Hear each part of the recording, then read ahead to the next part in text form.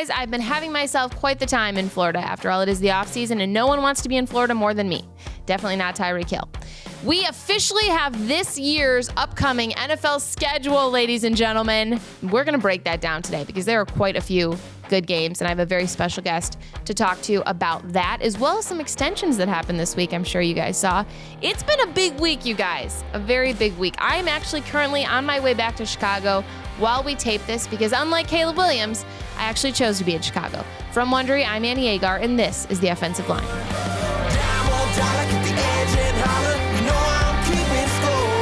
And when the crowd starts going wild, it's go time. Put it all on the line. Welcome to The Offensive Line, you guys. We're here to make some picks, talk some shit, and hopefully make you some money. Coming up in a little bit, we have a former Broncos offensive lineman and Super Bowl champ on the show, Ryan Harris, to break down the NFL schedule from a player's perspective. We could break it down as a fan, but what fun is that, right? We want to know the insides of the schedule release. But first, let's get into some big stories that happened this week, starting with one of my favorite storylines this offseason for all the obviously right reasons. There was a book coming out, okay? It's called American Kings, a biography of the quarterback. ESPN's senior writer Seth Wickersham wrote it, and let me tell you, it is juicy. This book revealed that Caleb Williams and his family did not want him to go to Chicago. Shocking. Isn't that shocking? I know. A team that has mismanaged the quarterback position for 40 years and a quarterback didn't want to go there. It's like they go there to die. Actually, Caleb's dad did say that, Carl. Chicago is the place quarterbacks go to die, he was quoted. So this is all from, a lot of these quotes are Carl saying this, that Caleb felt this way, not direct quotes from Caleb. Doesn't matter. Hilarious. Absolutely hilarious. You can quote my dad on things, and I would think it's so funny. This makes it even funnier that he did not want to be in Chicago. Apparently, he researched different ways to get around this, to get his son out of Chicago. And guys, let me tell you, I love Chicago. Love the city. But this is another level of hilarious that I can't even explain. Carl also talked with Archie Manning on how to pull an Eli. We all know what happened with Eli, the Chargers. If Caleb should play in the UFL for a year to avoid the Bears. This man was willing to go to UFL games to watch his son play just so he didn't have to play for the Chicago Bears. And you're telling me this is not the best offseason storyline we've ever had? Oh, it's injected into my veins, okay? I've read every article on it. I think it's the funniest thing ever. Also, Caleb said this week that, as if this isn't enough, Caleb said that he wasn't told when to watch film. He would just watch it on his own. Take that however you will, okay? Take it out of context. Take it in context. I think it's funny. I think it's very critical of the coaching staff, the previous coaching staff. But who's not telling this man to watch film? And it would explain a lot. But yes, Caleb didn't want to be in Chicago. They were throwing around Minnesota. In the book, it also says he'd rather have the guys who's bringing a playbook from his previous place, like former Bears offensive coordinator Shane Waldron. He would rather not have a guy like that. He would rather have a guy like Kevin O'Connell. Obviously, every quarterback's going to say that because it's KOC, great quarterback coach. But hilarious. He basically threw the entire Bears coaching staff under the bus, and you wonder why there's trouble in paradise. So that got me thinking, guys. How do you avoid Chicago? I'm here to tell Caleb he is wrong for this. Chicago's a great place to live. However, if he were to do it, there are certain ways you would get yourself out of Chicago. As an expert on someone who knows how to piss off people in Chicago, let me just give you the lay of the land here, okay? So I'm going to list off a couple things that this man could have done to absolutely annihilate his relationship with anyone in Chicago, more so than he already probably has. Okay, so starting with, tell everyone his best friend was from Chicago when he's actually from Naperville. That's a big one. Everybody that knows. If you know, you know. Also paint Go Pack Go on your nails. I would have been all for that, obviously. Publicly rip on Malort. I learned this the hard way. Malort's disgusting. We all know it. It's like an unspoken thing, but you never say that out loud, okay? Chicago's proud of it. It's like the White Sox. They sucked. You never say that they would suck to a Chicago person because then they'd probably beat you up. So same with Malort. Also, you could tell him that New York pizza is better than Chicago pizza. I've done that from experience. Not fun. Say that the Cubs game isn't fun. That's a given. Build a time machine to get Carolina not to make the trade for Bryce. Another one. He could stay at USC another year. This is very plausible. Did we forget? Did we forget about that? I don't understand why that wasn't an option, but could have gotten out of Chicago that way. Call it Chirac. 10 out of 10. Do not do that. and wear a Packers jersey to St. Patrick's Parade. That my producer wrote in there because guess who did that, you guys? Me. Did I have Chicago people in my mentions? Absolutely. Somebody tweeted out, they were like, if you're wearing a Packers jersey in downtown Chicago on St. Patrick's Day, get out of my city. I was like, I quote tweeted, I was like, guys, this might be about me. It was me, by the way. I did do that. It's green. What do you want me to do? It's like the one day a year I'm actually supposed to wear green in Chicago. So anyway, if you guys have questions about how to not make any friends in Chicago, I have 2 friends in Chicago, and I'm pretty sure they're just pity friends. So if anyone knows how to make people mad in Chicago, it's me, Caleb. You should have come to me. Just throwing that out there. All right, guys, let's talk a little bit more about being a Bears quarterback because it's not understood enough how absolutely in the pit of misery you are in that franchise as a quarterback. The weight that's on you, the pressure that's on you, no 4,000-yard throwing quarterback. That was a tweet I did recently. It's a problem. It is an absolute epidemic of terrible quarterbacks that go to the Bears franchise. So is there a worse fate than being a Bears quarterback in the NFL? Probably death. But is there something worse than that in terms of a career in the NFL, worse than being a Bears starting quarterback? I have a few ideas. Starting with late career Titans wide receiver. If you know, you know. Also, the guy who has the job of pulling Sean McVay back on the sidelines would not want to do that. The man's small, but he's thick. He's a big man. I would not want that job. Plus, he'd be mad at you 24/7.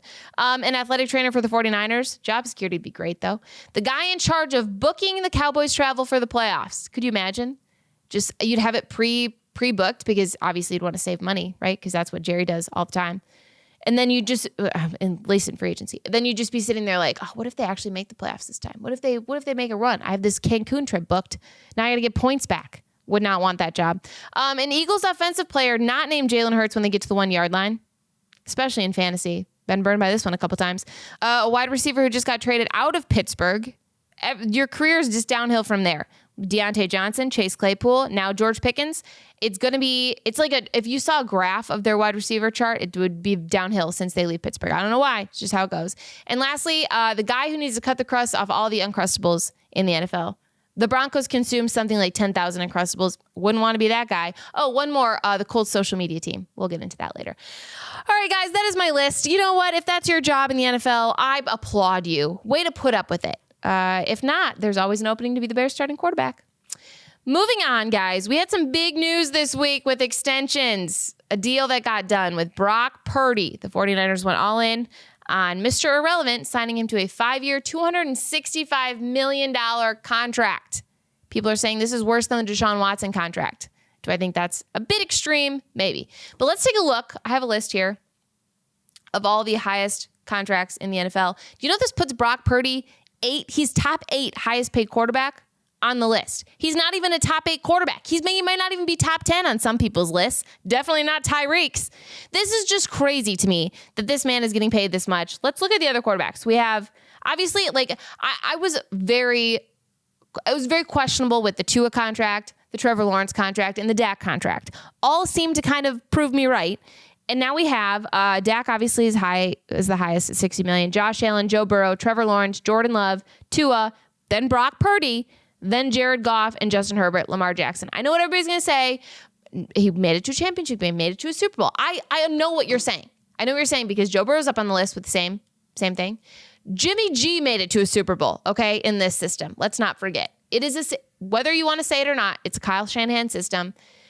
And he's great. Brock Purdy's great. Like, yes, he saved everybody's job because the Trey Lance thing should have gotten everyone in that organization fired. So if you're making that kind of pick in the draft, expecting that to be your franchise guy, Mr. Relevant comes along, the last guy in the draft, saves your career, I would pay that man with my life. He'd be the godfather of all of my children, for sure. But that doesn't mean that his skill level is equivalent to how much he got paid. And there's a lot of quarterbacks that are right up there as well. I have a couple quarterbacks that I would go with over Brock Purdy. I'll just name a few. Mahomes, obviously, Josh Allen. Bo Callahan, probably, because nobody came to his birthday party. And Brock Purdy basically has no friends anyway. They all left the team. So it's kind of the same thing. Paul Kroof, the longest yard. Give me him over Brock Purdy. Jared Goff with no legs. That's basically how he exists now anyway. And Lamar Jackson. The list goes on. Is Brock Purdy good? There's no doubt. But would I take him for that much money? Hell no. Hell no. Maybe just because it's Kyle Shanahan. All right, guys, we have to talk a little schedule release. Schedule release dropped this week, 2025 schedule release. Also known as the Super Bowl for NFL social media teams. They didn't disappoint. They did not disappoint, but some did. And that's what we're going to focus on today, guys. When Ryan Harris comes on the show in a little bit, we're going to break down the actual schedules that dropped. We know all about that, okay? But the schedule release videos, this is a newer thing, and it's hilarious to me. This is like the Olympics for social media teams. A couple great ones. I have been in a couple Bears ones, and it's a process. Like, they start planning this out, and right as the season ends. I mean, it's months in advance. So there's a lot of time and dedication that goes into it. Titans schedule release, great video. I don't know if you saw Schedule Rizzy. They had a playoff of that medication Sky Rizzy. So it was like a medication ad, a lot like the couple of beers skit that Shane Gillis did. Really funny, great concept, loved it. Great schedule release. Titans usually kill it. They had that one where they walked around Nashville and asked people the logos. Killed it, great. Another great one was the Chargers. Well, we'll get into that in a minute. But the Bills had a really good one. They had Josh Allen say, just use AI, and then had Allen Iverson come on. And he was like, I don't know what I'm doing here. It's clever, very clever. The Chargers now, though. Chargers kill it every year. It's got a couple million views on their video, 100,000 likes. It's great. It's a Minecraft video if you didn't see it. I'll do a couple of the synopsis of a couple of the Easter eggs that were in it because it was very well done. I had to watch it several times to catch them. And this is like, I mean, you guys know, this is the content that I do are these little digs at teams. And this is just peak my content. So I love these little digs. I love the little Easter eggs. I'm a little bit more abrasive maybe with mine because I can be. I'm not affiliated with each team, right? Like if I'm the social media team, I don't think you can necessarily take shots at the people that I have taken shots at. But Chargers did it very well. They had CJ Stroud on a wanted poster, but it wasn't him. It was the picture of the guy that looks like CJ Stroud. Hilarious. They had the Steelers mine track that said the track ends in 9 feet, 8 inches, 9 and 8. They had Ian Rappaport and Jordan Schultz fighting in a Starbucks. They had a Raiders QR code that led you to a QR code and a QR code, like several QR codes. And then it got to the final one was an L, just a big L. And then they had Baker on a boat with a bunch of Dolphins players because Tyreek put Baker in his top 5. It was clever. It was very clever, very clever. However, the Minecraft concept was there's a right way to do it and there's a wrong way to do it. The Colts found the wrong way to do it. They did Minecraft and they had like a chicken jockey that was Kyler Murray. They had a dolphin being arrested by the Coast Guard, Tyreek Hill, obviously. But they didn't apparently, and they took it down. And apparently, I thought, I sound like that little kid. Apparently, I thought it was because they didn't, the Tyreek Hill thing. I thought that was like they took it too far. Apparently, it's because they didn't have rights to Minecraft. What do you mean? You mean you had this plan, you had someone edit this for months and you didn't know to get the rights? The Chargers did. They had a little disclaimer. So Colts, that was rough. That was a rough one. The only thing that was worse than that was the Jacksonville Jags. They had Sabrina Carpenter and it was just basically matching Sabrina Carpenter's outfits to each of her shows to the team that they were playing. 0 out of 10. I did not love it whatsoever. It was rough. It was very rough. I know they had like another one or they did something extra, but the Sabrina Carpenter was one of the things that they posted. Let's just rethink that next time, Jacksonville. I would say Packers one, no comment. I'm not going to draw any attention to it. It was okay. It was like a nightmare thing. Josh Jacobs was in it. That's all I cared about. Went black after that. Okay. That was my take on the schedule release videos. They were okay this year. Nothing like super great. The Titans one I'd probably say was the best. But it would be interesting to I'm going to talk to Ryan and see if players actually watch this stuff because I know Tyreek said something about the Colts video. I'd love to know if the players actually care. So coming up next, you guys, we have the one and only Ryan Harris, offensive lineman, Super Bowl champ, coming on the show to break down the NFL schedule right here on the offensive line. Welcome back to the offensive line, everybody. I am joined by the one and only former Broncos offensive lineman and Super Bowl champ. Probably should have led with that. The one and only Ryan Harris. Ryan, thanks for joining us today. Great to be with you, Annie. Great to be with the offensive line. The best named show in all of sports. Come on now. You know, I've heard that a couple times, and ironically, it's always been from offensive linemen. You mean quarterbacks? I'm sorry, did you say quarterbacks? Okay, okay. Oh, yeah. It should be. They should be the one thanking you guys the most. Amen. Ryan, how has it been lately? We haven't talked in a minute, and I know you're doing a lot of work with CBS. and a lot of, I mean, it's the off season, but you're still busy. You keep busy. So how's life been? Just a quick catch up. Life's great. I'm on CBS, enjoying that. And then also doing the Denver Broncos preseason with Steve Levy, and just finished the longest college football season in history, calling the Notre Dame football games for their radio. And it was a tragic one to lose to Ohio State. So, that's but tough really, one. really fun season. Really happy to be there and to see it. I got to go to Atlanta twice. I mean, come on now. I mean, that's a great time. So, what a season by the Irish. What a season for the Broncos as well. And as we know, everything has restarted. And for a lot of players in the NFL, too, this is their favorite time of year. You get to go get free breakfast, a workout, and go home. So it's good all around. That is a great segue into what we're talking about today, because it was schedule release recently. I know all you guys saw it on social media, all the schedule releases. And I would just like to break that down a little bit with you, Ryan, because I have a few questions as a former player, because there's sides of schedule release that we see that we enjoy, maybe the entertainment aspect of the social media teams, all that. But there's certain aspects that I want to know from a player's perspective. Do you guys actually care about the schedule release announcement? Do you sit there and watch these videos? Do you get excited about it? Well, you don't watch the videos as much. And now that's relatively new, too, right? Teams doing it. And I think a team had to apologize to Tyreek Hill. We got into that a little bit. Yeah. But it's interesting, Annie, as a young player, you look at it and everybody wants to know when the schedule is. One, you've got a lot of planning to do. Parents start calling you, I'm coming to this game. I'm coming to this game, especially with Christmas and Thanksgiving games. It kind of shapes up your year. So this is a big scheduling time for everybody in the NFL, players and coaches. And then on young teams, they're looking at it saying, how many wins can we get? Oh, that's going to be a tough game. But on the great teams, on the teams with great leadership, they say, don't you start picking wins and losses. Every single one's a win until proven otherwise. The work still has to be done. You got to go out and till that field to see what your record will be at the end of the year. And it's hard not to think that right away. Like, you see a schedule and you're like, oh, man, this is going to be a tough year. But what's in particular, what's something that players look at maybe right away when the schedule drops? You kind of talked about it a little bit, but what's something specifically that maybe you guys look at? First, when's the bye, right? Yeah. When's the bye? Like, when can I? For the Packers, it's week 5, which is egregious. Let me just throw that out there. Well, yeah, but with the international game now, it's kind of good to get an earlier one. So you look first, when's my bye week?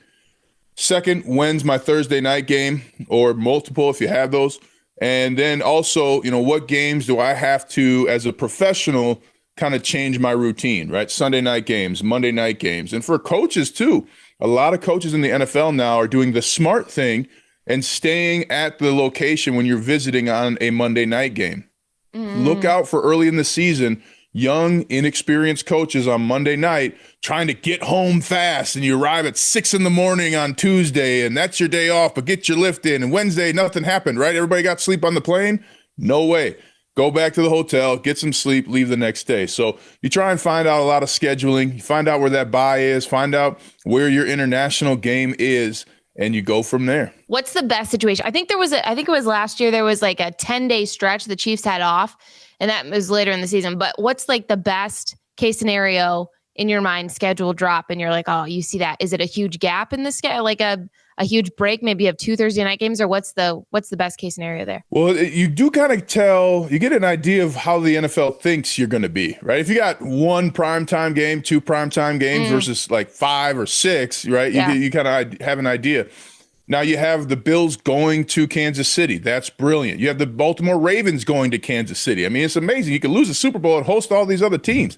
So you really start to see, hey, where are my division games? But also, when is my division game against a conference rival I know I'm going to see in the playoffs? And for me, when we were playing, that was the Patriots. They're not in our division here in the AFC West when I was with the Broncos, but we're going to see them at some point. Do we get to see them in the playoffs, before the playoffs, or both? And that's what the experienced teams are looking at right now. Obviously, you start circling games early because you got these rivalry games. Let's start with like week 1 is Packers-Lions, which I was shocked by because that's a huge game. That's a matchup that I'm going to want to see. So how early do you start circling those rivalry games? You just talked about it with the Broncos-Chiefs and all these primetime games. But how soon do you start looking at that? Right away. You want to know when your division schedule is and what it means. So like for that Packers-Lions game, that's going to be a litmus test of where are we when we start the season for both teams? And then later on, they end the season too. That's going to be one of my games I pick. Week 17, Green Bay, Detroit. Green Bay's taking on the Vikings. So they're going to look at that and say, okay, that's going to be either for the NFC North title or this is going to be for a wild card berth, right? So that's going to be the where are we now in terms of getting ready for the playoffs. And people forget, I mean, the Packers were top 5 in rushing last year, according to NFL.com. So that's a team where you look at and you say, hey, can we get the run game going week 1 against Detroit? Can we finish week 17 against Minnesota? And that's kind of what you're looking at as a player. Just to remind everybody, too, I think the Chiefs have the most primetime games. Cowboys are up there. I think they have like 7, which is crazy. How do the Cowboys do that? What have they won lately? It's America's team. It's where the money is, apparently.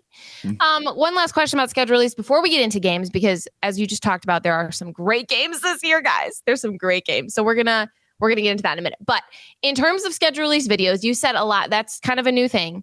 And it's not really something that it's more for the fans. But do you notice if your team, aka the Colts, which we got into earlier, do you notice if your team screws up? Like Tyreek Hill came out and said something about the Colts video. So do players notice if their team is now like the laughingstock of social media because they screw up a schedule release video? Absolutely. And the reason is because your family's saying it to you too. I mean, people act like players' families don't have social media and they're not watching this too. I mean, half the time when I'd figure something out, it would be my dad texting me, did you see this? Did you see that? And especially, you're a normal person. You'll see people and they'll ask you about it, right? Yeah. So, a lot, just any time that you're creating a conversation point outside of the game, outside of your team, that's a distraction. And so it's really something that players are aware of. And coaches, if they're the right coach, they're highlighting that too, right? I mean, they're saying, hey, Andy, look at this. We got this team over here doing that. It's a schedule release, guys. It's April, right? Like, what are we doing? It's May. We're starting fights and picking fights in May. We can't do that. Let's pick a fight on the field, come XYZ date. So players absolutely hear about it, and they get asked about it by their friends, family, and significant others. I will say, as someone who was a part of the Bears schedule release a couple times, ironically, they do a great job. I will give credit where credit is due there. Okay, let's get into some of the best games, Ryan, this year, because there are quite a few. A lot of prime time, couple regular scheduled games, a couple afternoon slate games are pretty good. But we're going to tell you the best ones by drafting them. Okay, so you and I are going to take turns and come up with our must-see games this year. Okay, are you ready for this? It's our scheduled draft. I'm ready. You get the first pick. We'll go 3 picks each, and we'll each pick after each other. If the other person takes that game, we'll have to redirect our mock draft a little bit. But you start with the first pick. What is the must-see game, in your opinion, this year? A must-see game.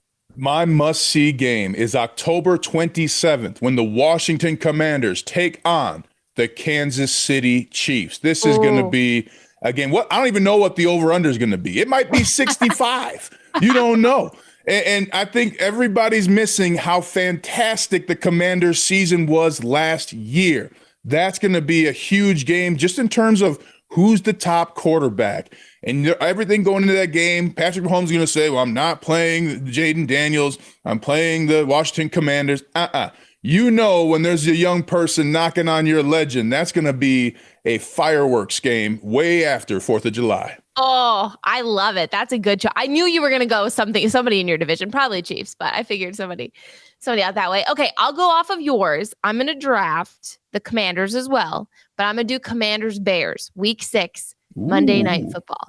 Obviously, the rematch of the Hail Mary that led to a 10-game losing streak for the Bears. But these are 2 very different teams than last year. And how many times are we going to see a replay of that Hail Mary is going to be absolutely hilarious for Bears fans to go through again. But the addition of Laramie Tunsil for the Commanders and Debo, and then obviously the Bears whole organization is a totally different vibe. Maybe they'll actually tell Caleb Williams when to watch film, you guys. So I'm going to take that. I'm going to take that game as my number 1 pick. Okay, your turn. Pick number 2, must-see game this year. I am a former Chief, but that's not why. I want to see November 2nd, the Chiefs taking on the Bills. That's going to be another game where you're saying, look, this is about the playoffs. This is a Super Bowl implicating game.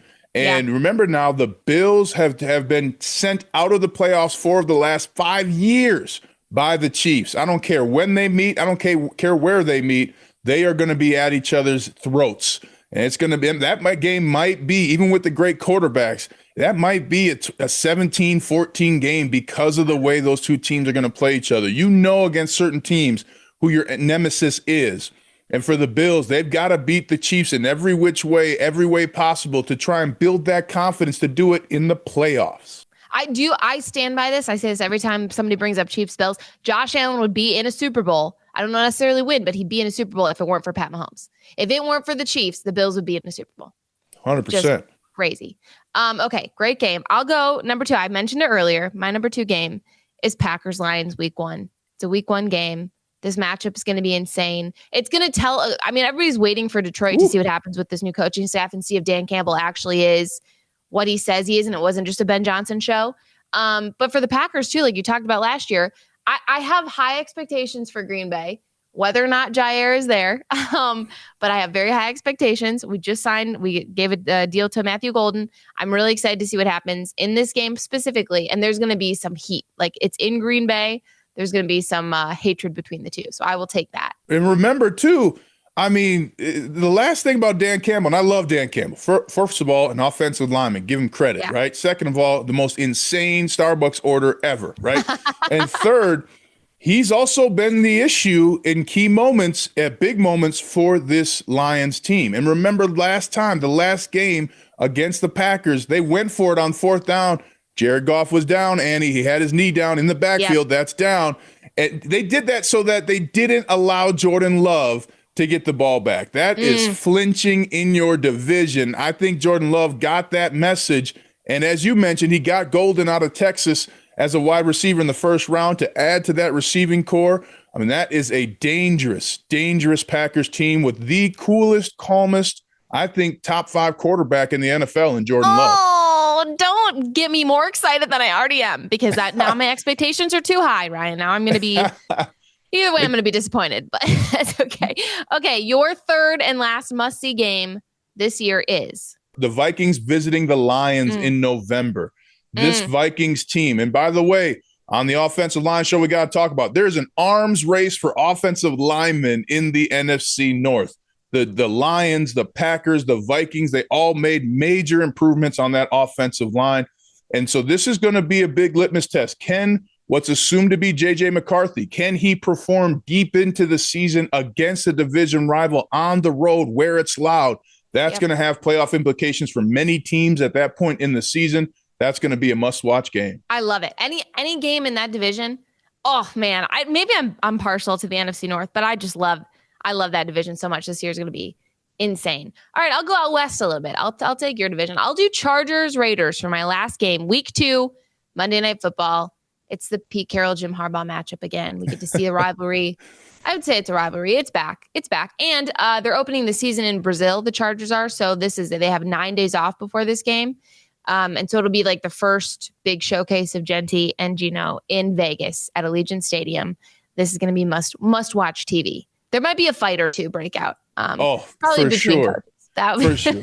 And that would be hysterical. And to your point, in the AFC West, you got to get off of that bottom quick, right? If you're in the AFC West, you don't want to be 0-2 in that division after week 6, right? You want to get up there early. I'm with you.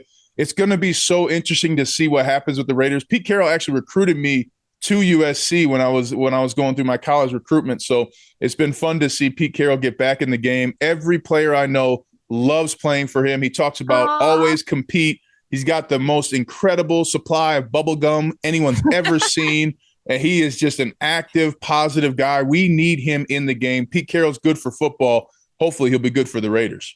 Since you know him personally, is there, just a quick side note, is there any concern with his age? Because I know a lot of people are talking about, he's getting up there, man. So he's one of the greatest coaches. Like, is that a concern at all for you? Not for me. And look, some of us are lucky enough to find a profession and a career that gives us energy. And that's Pete Carroll in football. He's found it. He's loved it. He's been all over, college, pros, multiple times. He's seen it all. And I think at the end of the day, he understands it. And there are a couple of coaches going through this right now. You can see Bill Belichick doing this at North Carolina. There's a lot of coaches that are looking at the game in their later years saying, how can I impact the game positively? Right. Now, every coach wants to get that hand clap out of the offense, right? That stuff, that crazy college stuff. Hey, congrats, Tim Tebow. It worked for you, but it stayed around too long, right? But coaches like Pete Carroll want to make a positive impact in the game, and I think he will. He's a football guy. They're football guys. Jim Harbaugh says that all the time. He's a football guy. They eat, sleep, and breathe football. I just love it.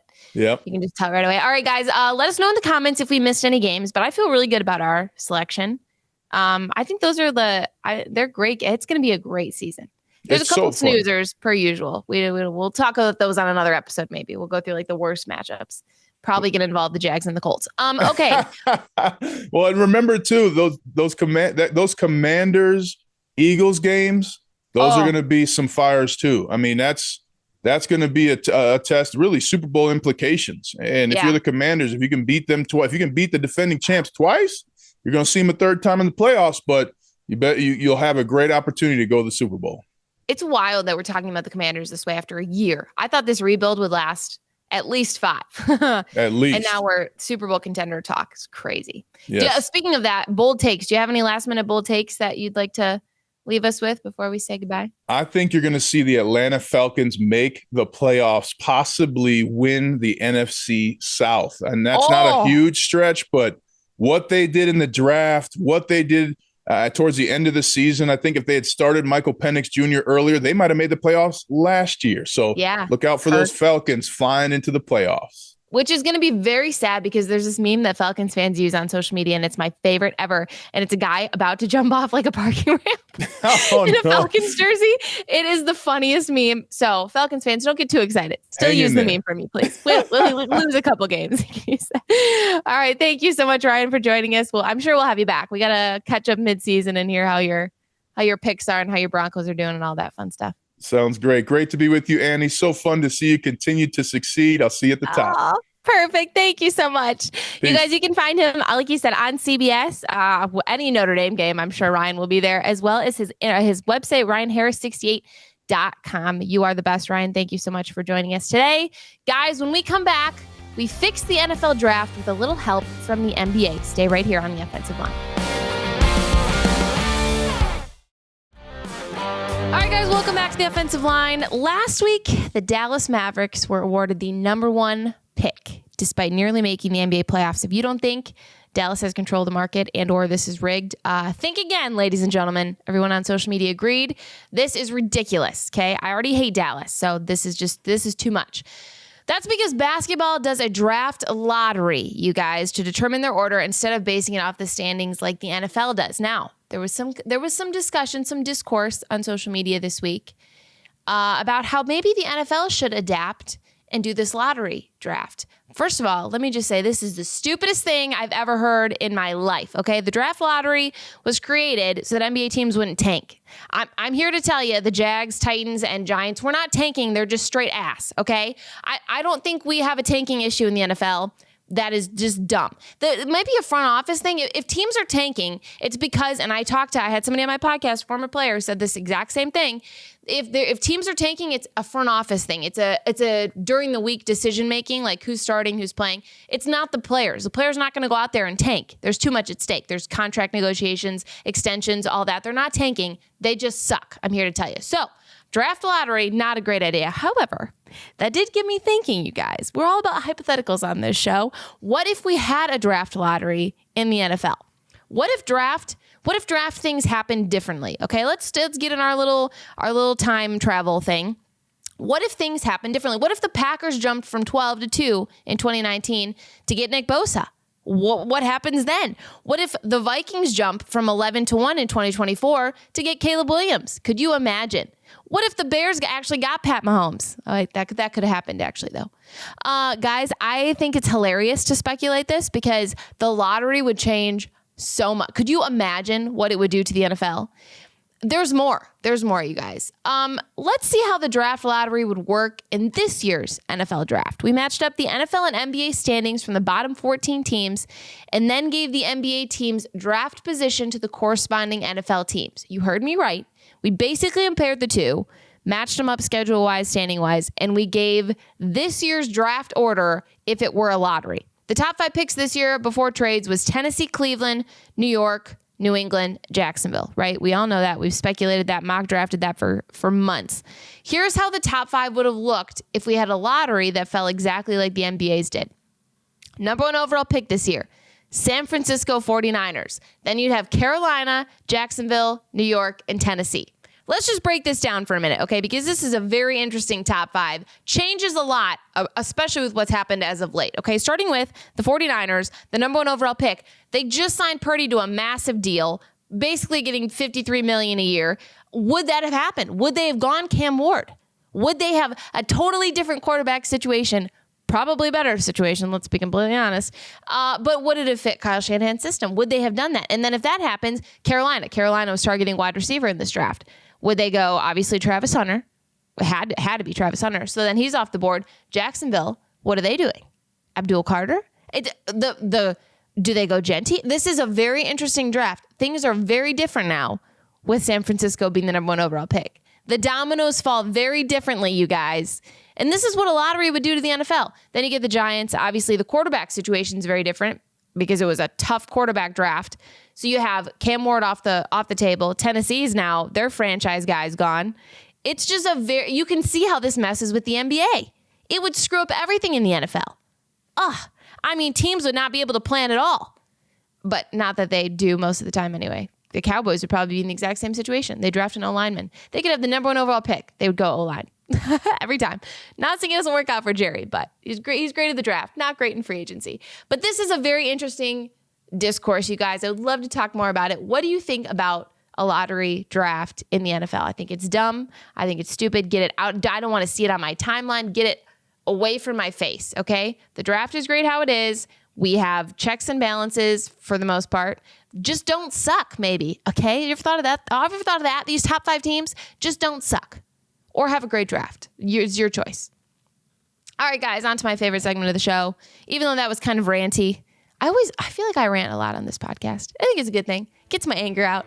Less therapy sessions. Okay, let's get into no offense. This is the part of the show where I just rant about something that's been bothering me lately. So you have to say no offense, because then obviously you're not being offensive. You're never offensive on this podcast. No offense, guys, but this is a good one this week. That game where you grab the sticks to check your reaction time is basically a glorified carnival game, okay? This is coming off Shador. I don't know if you guys saw the video. He dropped basically every one of the sticks. I just want to throw it out there that if I were to do this cannot be that hard.